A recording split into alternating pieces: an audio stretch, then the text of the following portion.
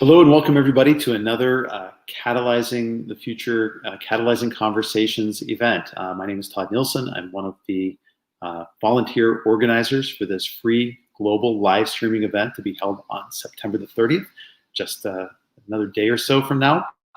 And we are holding these early Catalyzing Conversations to give a preview of some of the great thinkers and writers and speakers around the topic of how do we create better, more sustainable futures for ourselves? How do we move beyond crisis? How do we transcend it in order to do higher order work? How to build higher functioning organizations? How to be more resilient? How to be more anti-fragile? And as part of that today, I am thrilled to have as a guest on this particular broadcast Heidi Denning. And Heidi is a speaker, author, and educator. She was recognized as the 2020 Influential Businesswoman winner and is recognized as a really top-notch international keynote speaker. I'm going to welcome her into the channel now. Hello, Heidi. Welcome. Hi, Todd. Hi, everybody who's watching.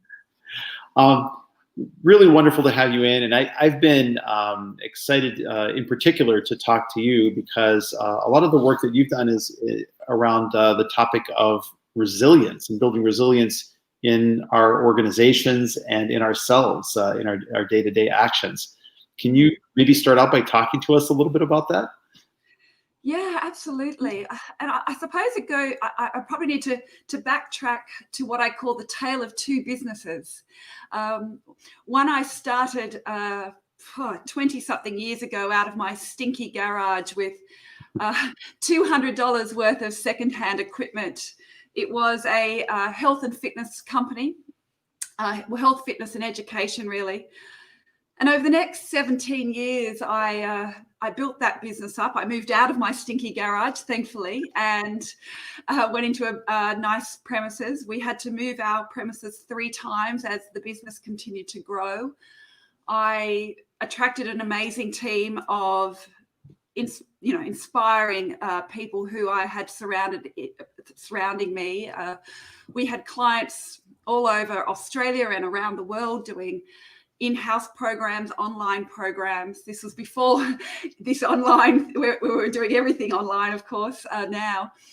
I became president of my industry association. We won awards. And I put it down to the fact that I knew nothing about business. I'd come from a public service background. My dad was a policeman. My mum was a teacher. But I just kept trying. I'd make mistakes. I'd pick myself up. I'd learn a little more and just keep on keeping on. And that business did exceptionally well because I continued to adapt and learn, I suppose. And I had every little minute of the day written down into a book. We used to call it the red bus book, so that if I ever got hit by a red bus, somebody else would be able to pick up the book and keep carrying on. And I ended up selling that business 17 years later for the price I wanted and under the terms I wanted, just because I had really built it. I built a really resilient business in a very transient industry here in Australia. But at the same time, Todd, I also had what I called a passion project. I'd call it a side hustle now. And I had a not-for-profit working out of Vanuatu, which is a group of islands in the South Pacific on the east coast of Australia. And I'd gone there as a teacher when I was 20, and it stole a piece of my heart. And I knew that I always wanted to go back and help to improve the educational situation, because I'm a true believer that education changes lives, and we should all across the globe have access to good education. And they didn't have that in Vanuatu. So we had literacy projects going there. We had girls empowerment projects going there. And it was something that filled my heart. It was something I loved so much. It meant the world to me. But a few years ago, as I was leading a team over there on a volunteer project, we got caught up in some local cultural conflict. And unfortunately, we were the survivors, not the victims, the survivors of a violent crime.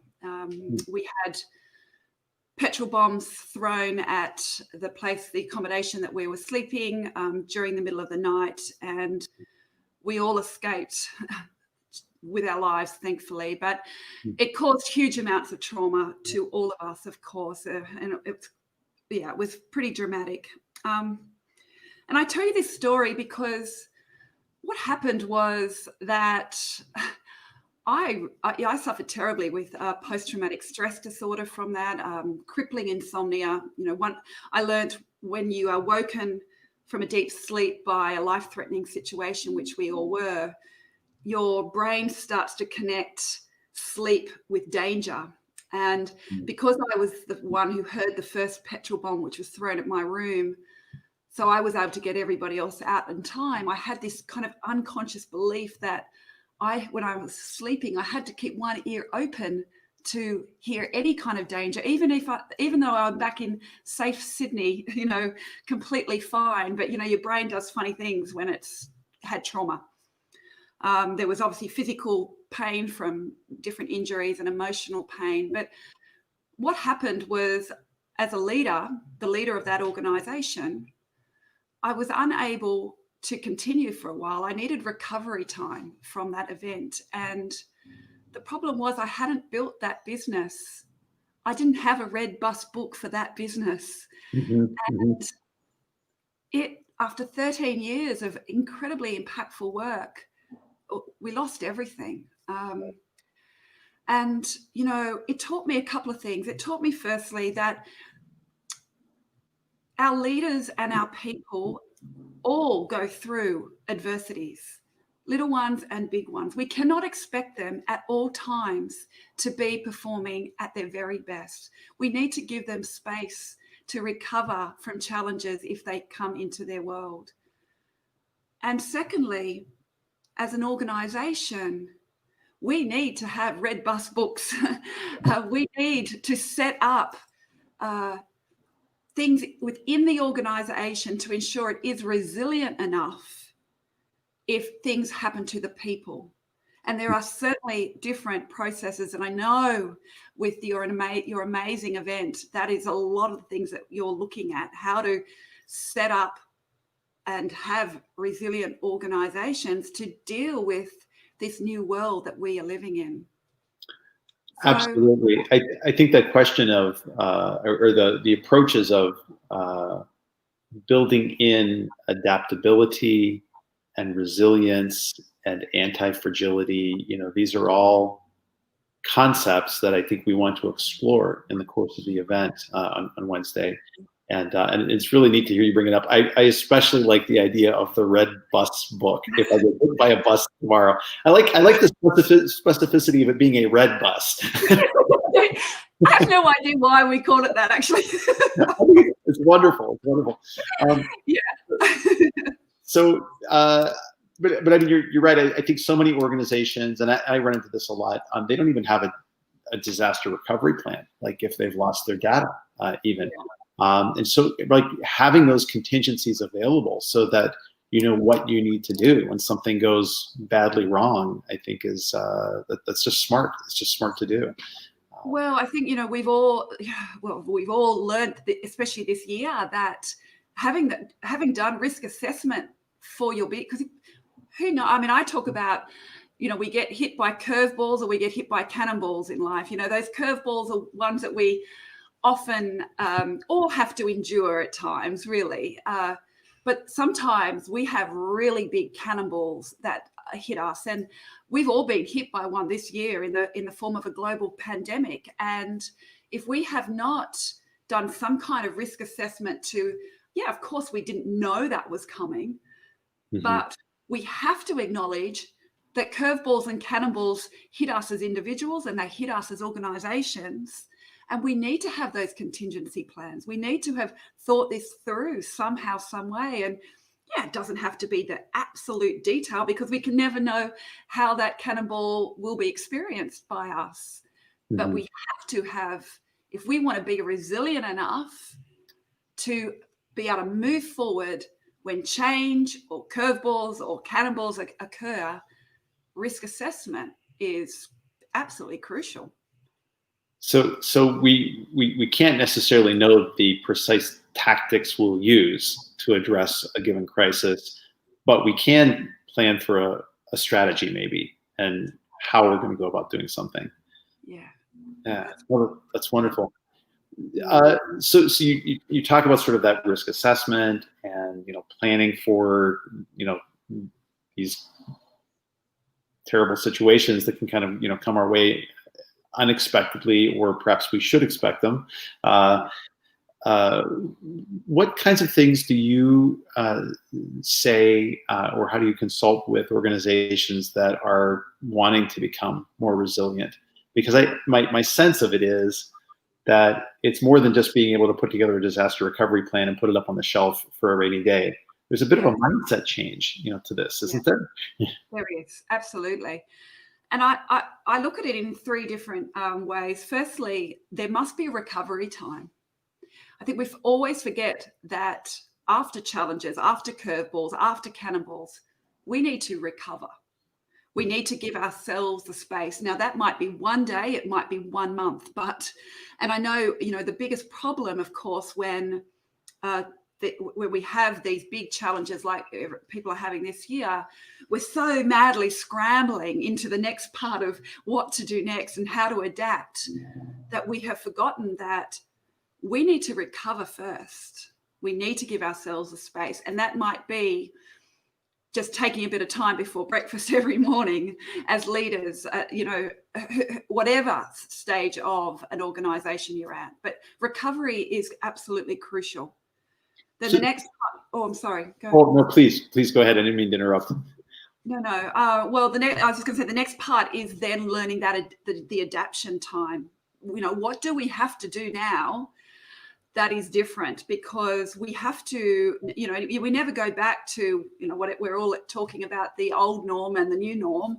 Mm-hmm. We have to find a way to adapt no matter what the challenge, no matter what the curveball, no matter what the cannonball, whether it is a personal thing we've had to go through, if we've lost a loved one, if we have, a chronic illness, if we have, these big adversities that come into our lives. Mm-hmm. Things change forever. And it's a horrible thing to think that we can't I just want to go back to where it was. Of course, we all crave that, but it's not the reality. So how do we adapt? And then the third part of it is the reflection time. What have we learned from that process? What have we learned that has made us better and brighter and bigger than ever before, and will allow us to set ourselves up for future challenges, which we have no control of course. They will come. They will come. And I think a lot of the time when people talk about resilience, it's just about this, we're going to bounce back. Well, I don't know about that. I'm not sure we bounce back. I don't think we bounce back to what we used to be, because change changes everything. And we need to recover, we need to adapt, and we need to reflect, because there's no point to bouncing back after an adversity if we haven't learned something from it to help us move forward.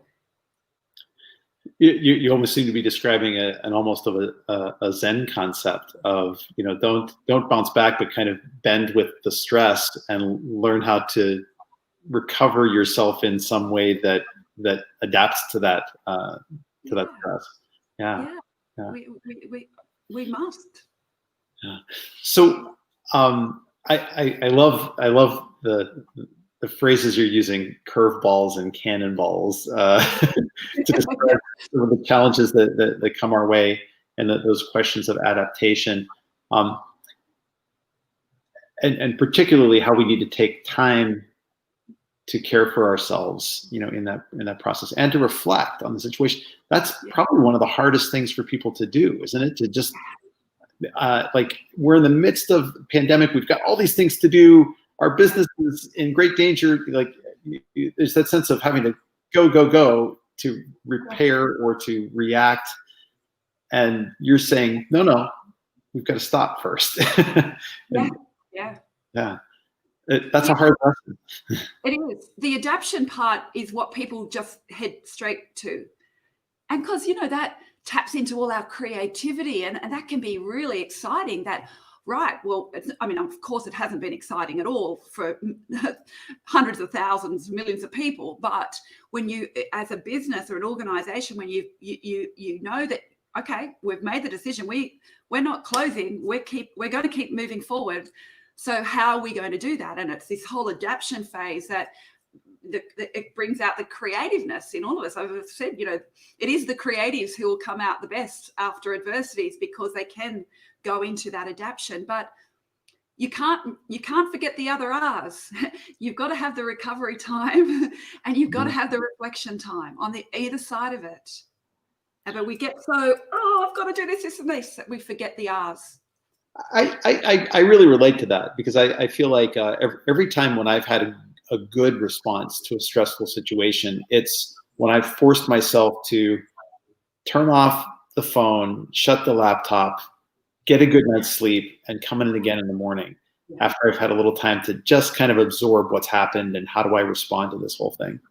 Absolutely. And it's, when you can gift yourself that and allow it to be okay, that's when we find the solutions. We focus on the solutions, not on the problems. It allows us to do that, but we have to have that space.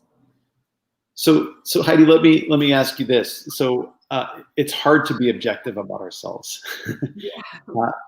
How can we confront the reality of assessing our own level of resilience? Like what kinds of things can we do? What kind of questions should we be asking ourselves? How do we approach that? Yeah, it's a great question. And it's, it's not something that is scientifically measured, I suppose. And that's the truth of it. It's not. We know that adversities and stress and challenges and curveballs and cannonballs, they affect our physical and mental health. We know that. They affect our behavior, how we behave to our friends, our family, our colleagues. And it also affects our performance at work, how we show up every day. So we need to look at those three areas: health, behavior, and performance. And I do have an online quiz. It's something perhaps that you'd like to share with the listeners.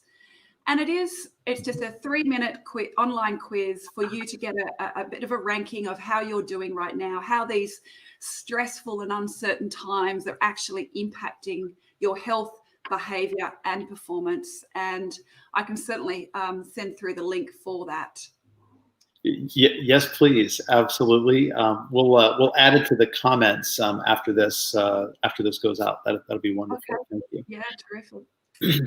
And I just also add every completed one, I give a day of educational materials to orphan children in Thailand. So if that just makes people just do that extra little thing to help the kids, I'd be very happy about that. That sounds really great. So you do a number of online events right now, including something called Wine and Wisdom. Can you maybe tell a little bit about that? Yeah, the Wine and Wisdom show is I interview guests who from across the globe who have risen above adversities, either small ones or big ones, curveballs or cannonballs. And, they're showing up every day with courage. They are resilient to the experiences of life that we can't control. But not just that, they are the humans that I believe are making a huge difference to our world, because they have embraced self-leadership.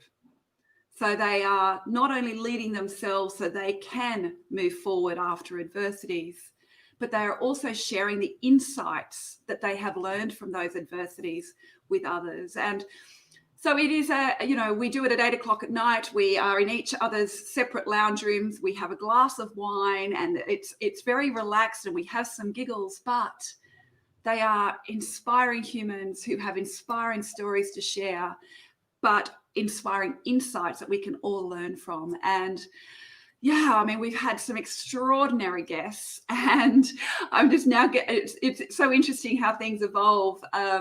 People now contacting me to be on the show, which is so terrific. And so if anyone is listening who thinks they fall under that umbrella, I'd love to hear from you. That's amazing. I'll just say you had me at wine. That sounded like a fun time.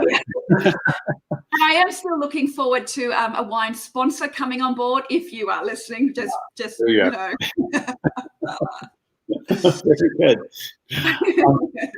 Well, Heidi, thanks for sharing your wisdom with us today. I'm sorry I didn't have a bottle of wine to go along with it to send you, but maybe after the event.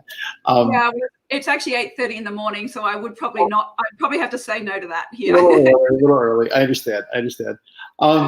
So I'm so excited that you're going to be a part of the Catalyzing the Future event. Can you maybe tell me a little bit about how you got involved with this, or maybe the last event, and maybe what you're hoping will come out of the day coming up on this Wednesday? Yes, well, I was contacted by Sai. He had reached out to me, and we had a wonderful conversation about resilience earlier this year for the event, and the event earlier this year, I should say. And I don't know, when I saw what was coming up for Catalyzing the Future, and just, the whole thing about actively imagining a better future. I mean, I think all of us want to actively imagine a better future. We don't want to go back to the way it was, but we do want to move forward from the way it is right now. We want it to be improved.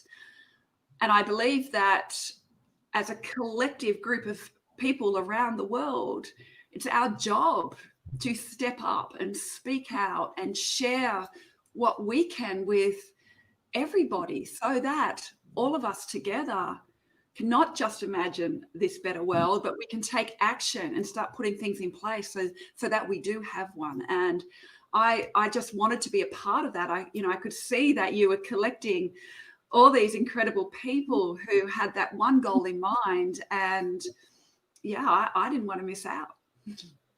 Well, we're certainly glad you're going to be a part of it, Heidi, and I'm very excited to have so many conversations that day. What I've been telling everybody about it is that it's going to fill a notebook of ideas for you. If you log in for the day, I've had so many rich and really insightful conversations like this one leading up to the event, and I can only imagine what it's going to be when we get everybody into a room and doing a panel discussion about some of these topics as they come up. And the way that Sai has put it together is he's talked about it in terms of being an ecosystem of conversations. And I kind of like the organic implication of that nice things happen when you put like a lot of smart people in a room together to talk with each other and come up with ideas. And yours certainly, I think, have immediately resonated with me, and I think that any of the folks who view this will see that as well. Heidi, if somebody wants to learn a little bit more about your work, where would they need to go to find out about Wine and Wisdom and all the other great things that you do? Thank you. Yes, it's HeidiDenning.com, and that's Denning with one N, HeidiDenning.com. For the quiz, you just /resilience, and that will take you to that 3-minute online quiz. I spend a lot of time on LinkedIn, and I would love for people to contact me there and tag me in any conversations that is around this topic. I love to just read the wisdom of what other people are experiencing and sharing around the world. So please do tag me if you see something like that, or if you're posting yourself. That would be terrific. Absolutely. Heidi Denning, thank you for joining us on Catalyzing Conversations. And if you are coming to one of these stream videos for the first time, Catalyzing Conversation is a free global live streaming event that's going to be held on September the 30th. It starts at 10 a.m. Eastern time in the US and runs until about 3 p.m. We will have 3 simultaneous streams of multiple panels and keynote interviews for the day. I like to talk about it as an embarrassment of riches, just a great deal of good stuff that you'll bring out of the day. And it's not over after the day is done, because we are following it up with a series of micro workshops intended to help you apply the learnings and the ideas that you gained during that day. So to sign up for the mailing list, to receive information about the event, and to get the links that will be going out, I think tonight for the first time on the live streams, go to catalyzingthefuture.com, and you can sign up very simply and very easily that way. So with that, Heidi, thank you again, and we'll see you at the event. Yeah, you will. That's for sure. Bye-bye.